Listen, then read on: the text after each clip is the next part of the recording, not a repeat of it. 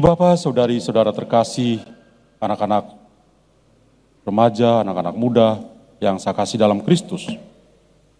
Mengawali perayaan Ekaristi pada hari Minggu pagi ini, saya mengingatkan bahwa waktu berlalu begitu cepat. Tidak terasa kita sudah di pekan yang ketiga, dan tentu selama 2 pekan yang sudah kita lewati di lingkungan-lingkungan ada pertemuan untuk pendalaman iman atau mendalami APP kita. Pasti ada banyak sharing pengalaman yang sangat indah tentang spiritualitas inkarnasi dan bela rasa atau perasaan empati. Pasti ada sharing-sharing yang indah tentang kemampuan kita untuk melihat dengan mata hati kita. Dan tentu dalam 2 pekan yang sudah kita lewati juga mengantar kita hingga hari Minggu ini, dan di pekan ketiga ini kita semua tadi saya katakan diajak untuk masuk lebih dalam lagi. Duc in altum. Dalam hal apa? Dalam membuat diskresi atau pilihan bebas kita untuk menentukan komitmen kita. Apa yang harus saya lakukan? Saya akan berpatok pada teks-teks suci yang kita dengar dalam perayaan Ekaristi kita. Di bacaan pertama kita mendengar cerita yang sangat indah. Pengalaman sekaligus panggilan Musa. Musa hanya seorang gembala yang sederhana. Menggembalakan ternak juga bukan punya dia, punya mertuanya. Dan ketika dia sedang bertugas, disitulah Tuhan memanggil dia. Dengan cara apa? Dia melihat suatu fenomena yang membuat dia bertanya-tanya, kok bisa ya?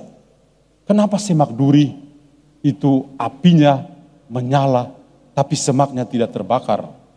Maka dia punya rasa ingin tahu untuk pergi ke sana. Tapi di saat itulah Tuhan menyadarkan Musa. Tinggalkan atau lepaskanlah sepatumu. Tempat di mana engkau berdiri itu adalah tempat yang kudus. Dan itu menjadi suatu momen yang bagus bagaimana kita bisa mengatakan Musa mulai membentuk atau membuat diskresi pertobatannya dan siap untuk diutus menjadi leader atau pemimpin bagi bangsa Israel. Dan tentu ketika dia siap diutus juga karena Tuhan juga mengingatkan kepada dia bahwa dia menunjukkan belas kasih kepada bangsa Israel yang sedang menderita di tanah Mesir. Seorang ketika dia bisa bertobat, ketika dia bisa meninggalkan hidupnya yang lama, dia juga akan mendapat sebuah perutusan yang baru untuk menjadi rasul atau utusan bagi orang-orang lain seperti yang dialami oleh Musa. Pengalaman pertobatan yang diceritakan dalam bacaan pertama itu juga kita dibantu untuk melihatnya secara baru. Ketika dalam bacaan Injil tadi kita mendengar cerita orang menjumpai Yesus dan menceritakan keadaan yang tragis yang dialami di Galilea, yang dialami di Yerusalem. Ada orang yang dibunuh di Galilea, darahnya dicampur dengan kurban. Betul-betul mengerikan. Atau di Yerusalem, dekat Siloam, menaranya jatuh dan menimpa 18 orang. Dan orang berpikir bahwa, wah, orang-orang seperti ini bisa mengalami peristiwa yang tragis karena mereka berdosa. Tapi Tuhan Yesus punya cara untuk mengedukasi orang-orang pada saat itu. Apa yang dia lakukan? Dia mengatakan, kalau kamu tidak bertobat, kamu akan lebih dari itu. Maka ajakan dari Yesus supaya orang-orang pada zaman itu bisa bertobat.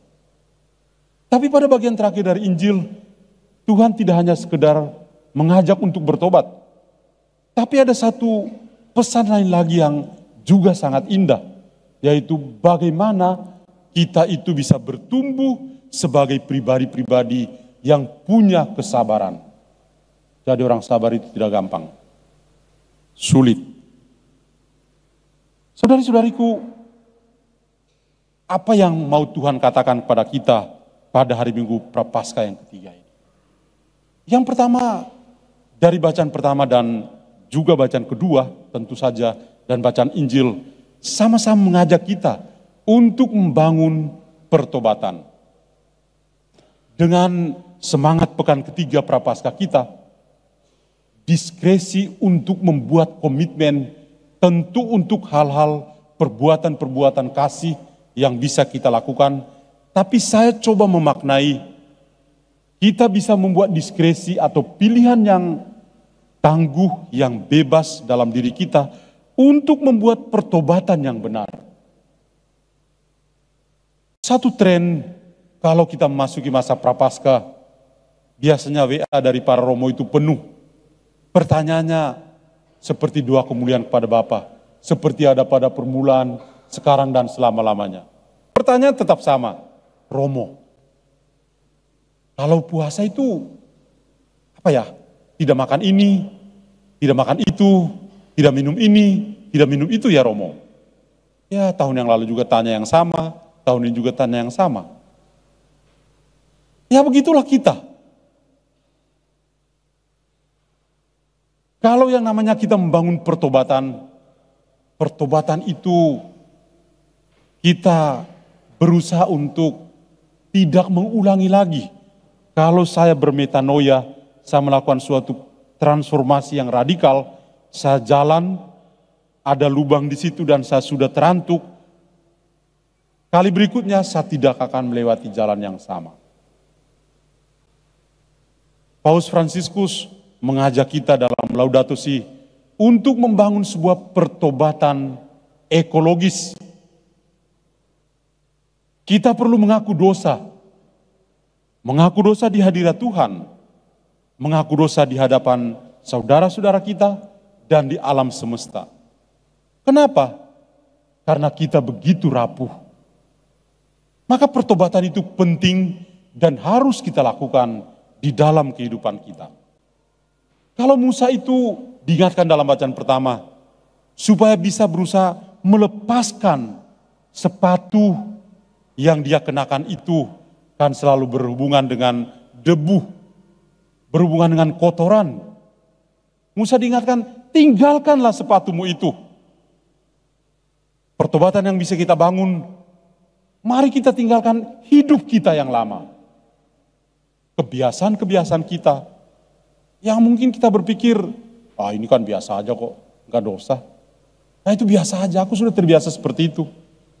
Mari kita tinggalkan itu seperti kasut yang ditinggalkan oleh Musa. Atau mengingat apa yang dikatakan oleh Yesus. Kalau kamu tidak bertobat, jadi betul-betul suatu seruan yang sangat indah untuk kita. Maka mari kita membangun pertobatan. Pertobatan itu asik, kalau kita melakukannya, kita menjadi pribadi-pribadi yang happy, yang bahagia. Poin kedua yang juga bagi saya bagus untuk kita renungkan adalah kesabaran. La pazienza di Dio. Dengan satu contoh yang sederhana tadi.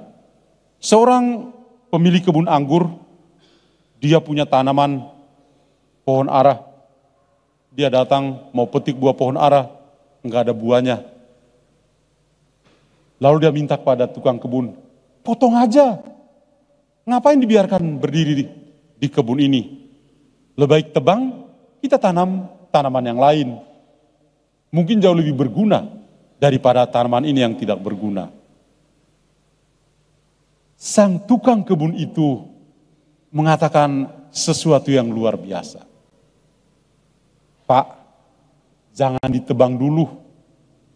Saya akan mencangkul tanah di sekeliling pohon ara ini. Saya akan memberi pupuk. Dan kita biarkan ya, tahun depan pasti dia bisa berbuah. Saya yakin mungkin tahun berikutnya datang juga dia belum berbuah. Tapi tukang kebun itu kan mengatakan, kan baru 1 tahun.